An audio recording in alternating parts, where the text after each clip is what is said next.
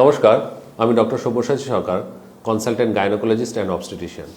আজকে যে ব্যাপারটা নিয়ে বলবো সেটা আমার মনে হয় অনেক সাধারণ মানুষ, বিশেষ করে মহিলাদের মধ্যে এই কোশ্চেনটা থাকে যে কখন গাইনোকোলজিস্টের কাছে যাব, কোন ব্যাপারে কোন সমস্যা হলে গাইনোকোলজিস্টের কাছে যাব।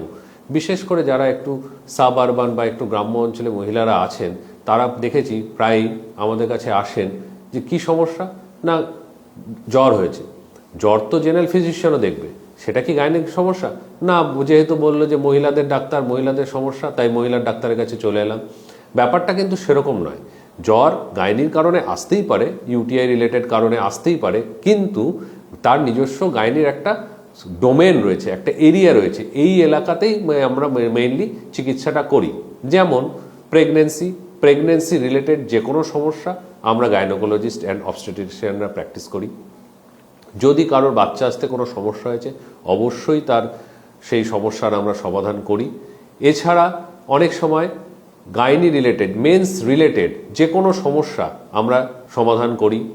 অনেক সময় কারোর তল পেটে ব্যথা হয়, পেটে ব্যথা অনেকেরই হয়, কিন্তু তল পেটে ব্যথাটা কিন্তু বেশিরভাগ ক্ষেত্রেই দেখা যায় যে আমাদের গাইনোকোলজির সমস্যা, কিন্তু উপর পেটে ব্যথা বা বুকে ব্যথা সেগুলো কিন্তু গাইনি সমস্যা নয়। জন্ডিস গাইনি সমস্যা নয়। গাইনি সমস্যা মেইনলি জরায়ু, ওভারি, টিউব, সার্ভিক্স, ভ্যাজাইনা এবং সেই রিলেটেড যে সমস্যাগুলো আছে, মেইনলি সেই রিলেটেড সমস্যাগুলোকেই আমরা দেখি। হ্যাঁ, এর সাথে কিছু সাইকোলজিক্যাল অ্যাসপেক্ট আছে যেগুলো গাইনি রিলেটেড হয়, যেমন পোস্ট মেনোপজাল ওমেনদের ক্ষেত্রে হয় বা ডেলিভারির পরে হয়, সেগুলোও আমরা ডিল করি।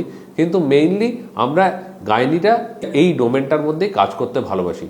সুতরাং এরকম কোনো সমস্যা হলে অবশ্যই গাইনোকোলজিস্টের কাছে আসুন। যদি কোনো সন্দেহ হয় জেনারেল ফিজিশিয়ানের কাছে যান। জেনারেল ফিজিশিয়ান যদি বলে গাইনোকোলজিস্টের কাছে আসতে হবে, তাহলে সেখানে আসুন। ধন্যবাদ।